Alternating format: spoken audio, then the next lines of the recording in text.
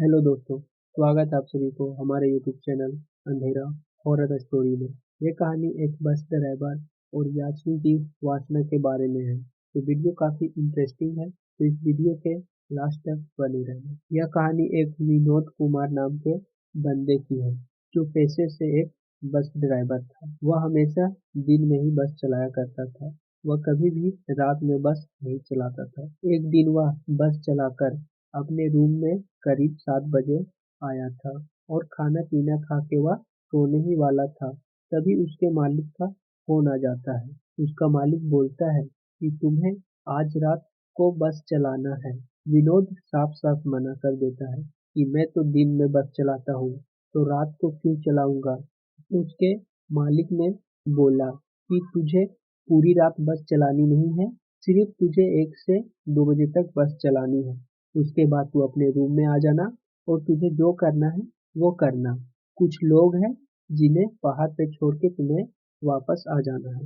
विनोद ने ठीक है ऐसा बोल दिया और फोन उसके मालिक ने रख दी। करीब 9 बजे बस लेकर यहाँ से निकल जाना था और वहाँ जाने के लिए करीब 2 या ढाई घंटे का रास्ता था। करीब 2 बजे रात तक यह वापस आ जाता। इनका कंडक्टर था रोशन कुमार, जो इनके साथ ही रहता था और इन दोनों की दोस्ती काफी अच्छी हो गई थी। ये लोग 10 साल से बस चला रहे थे। दिसंबर का महीना था, ठंड काफी ज्यादा थी। विनोद और रोशन अपने अपने बैग लेके और कोट लेके बस में चले जाते हैं। करीब 9 बजे ये लोग अपने रूम से बस लेके निकल जाते हैं। विनोद सारी सवारियों को बिठाकर आराम से चलने लगता है। कोहरा बहुत ज्यादा घना था, जिसके कारण बस की हेडलाइट भी काफी कम रोशनी दे रही थी। बस में करीब 10 से 12 सवारियां थी। यह सब पहाड़ पर पिकनिक मनाने के लिए जा रहे थे। क्योंकि दिसंबर का महीना था, सारे लोग पिकनिक के लिए मनाने के लिए जाते ही हैं, तो ये लोग भी जा रहे थे। यह लोग इस रास्ते से पहली बार जा रहे थे, इसलिए इन्हें कुछ पता नहीं था कि ये रास्ता अच्छा है या खराब। विनोद भी पहली बार ही जा रहा था, तो इसे भी कुछ पता नहीं। सारे लोग बातचीत कर रहे थे कि पार्टी करेंगे, मस्ती करेंगे, एंजॉय करेंगे, बहुत मजा आएगा। और इसी तरह बातचीत करते करते ये लोग वहाँ पहुँच जाते हैं। विनोद अपनी सारी सवारियों को पहाड़ पर छोड़ देता है और अपने कंडक्टर के साथ वापस आने लगता है। करीब 12 बज चुके थे। अब बस में एक भी सवारी नहीं थी। पूरी बस खाली थी। केवल विनोद और उसका कंडक्टर दोनों ही थे, जो चुपचाप आराम से बैठे हुए थे। बस में अब एक भी शोर शराबा नहीं था, सब कुछ शांत था।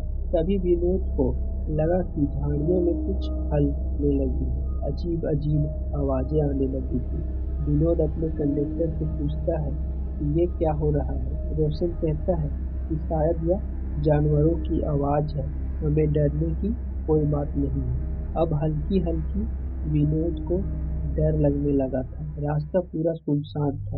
उस रास्ते में कोई भी गाड़ी नहीं थी। पूरा सड़क सुनसान था। बस अपनी धीमी गति से चल रही थी। आसपास कोई भी गांव नहीं था और रात काफी घनी थी, जिसे देखकर और भी ज्यादा डर लग रहा था। पेड़ की टहनियां भी रास्ते की तरफ काफी झुकी हुई थी। तभी पीछे से किसी की कदमों की आवाज आने लगी। वह आवाज काफी साफ साफ सुनाई दे रही थी। विनोद और उसका कंडक्टर दोनों डर जाते हैं और बस की स्पीड तेज कर देते हैं। जैसे ही बस की स्पीड तेज हो जाती है, पीछे उसके कदमों की स्पीड भी तेज हो जाती है। अब वह दौड़ने लगा था। हम दोनों की धड़कनें तेज होने लगी थी और हमें पसीने छूटने लगे थे। जब हम कुछ दूर आगे चले गए, तो वह आवाज अपने आप शांत हो गई। अब सब कुछ सामान्य था। दिल में थोड़ी तसल्ली मिली। तभी सड़क किनारे एक लड़की खड़ी दिखी, जो लाल साड़ी पहने हुए थी और बहुत ही ज्यादा खूबसूरत और आकर्षक जनक थी। उसके बाल खुले हुए थे और काफी लंबे लंबे थे, जो उसके कमर तक आ रहे थे। उसने बस रोकने का इशारा किया। विनोद को कुछ समझ नहीं आया कि यह स्त्री यहाँ कैसे हो सकती है। आसपास कोई भी गाँव नहीं था, पर एक लड़की को अगर लिफ्ट ना दे तो शायद गलत होगा, शायद इसे कोई मदद की ज़रूरत होगी और यह रास्ते में तो हम पहली बार आए हैं, हमें क्या पता कि इधर कोई गाँव है या नहीं। यही सोचकर विनोद ने सीधे उसके पास जाकर गाड़ी रोक दी और उससे पूछा, मैडम कहाँ जाना है? लेकिन वह थोड़ी देर बाद जवाब देती है कि पास के गांव में जाना है और रोशन उसे बस में बिठा लेता है। 5 मिनट बाद बस बहुत ही ज्यादा भारी होने लगी। ऐसा लगने लगा जैसे बस के अंदर बहुत सारे लोग बैठे हुए हैं और बस के ऊपर भी बहुत सारे लोग बैठे हैं। पूरी बस भारी हो गई थी। बस की स्पीड भी बहुत कम हो गई थी, लेकिन बस के अंदर केवल एक लड़की बैठी थी।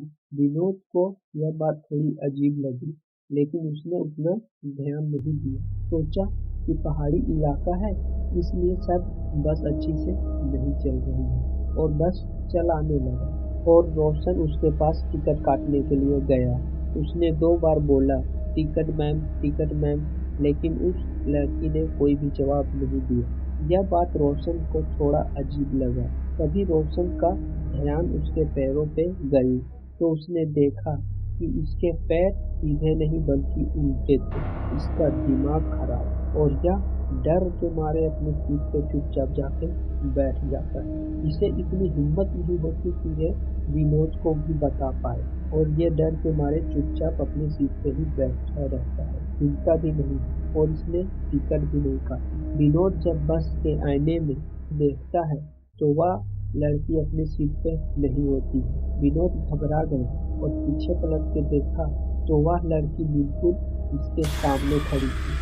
उसकी आंखें लाल थी और वह बहुत ही खूबसूरत और डरावनी लग रही थी। वह कहती है, डरो मत, मैं याचनी हूँ। विनोद बहुत ज्यादा घबराया हुआ था।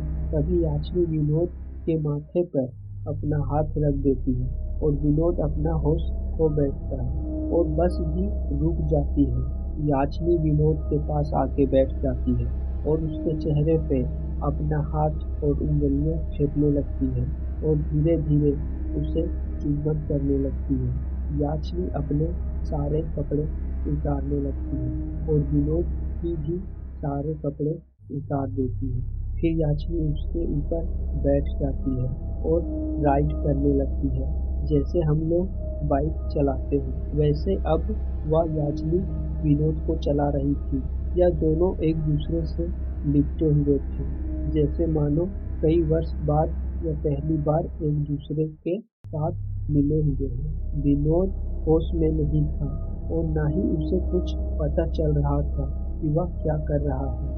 बस में रोशन यह सब कुछ देख रहा था, लेकिन वह डर के मारे अपने ही सीट पे चुपचाप बैठा हुआ था। वह क्या करे उसे कुछ समझ में नहीं आ रहा था, लेकिन वह विनोद को वहां छोड़कर भाग भी नहीं सकता था और ना ही उसे मरता हुआ देखना चाहता था। तभी उसने अपने बैग को खोला जिसे वह अपने साथ से लाया हुआ था।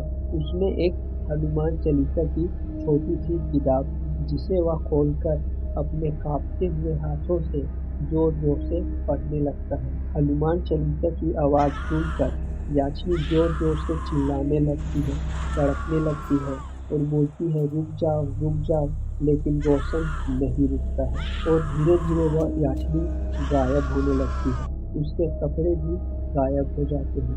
विनोद अपनी ही सीट पर बेहोश होकर गिर जाता है। सब कुछ एक ही पल में शांत हो गया था। मैंने विनोद को उठाया।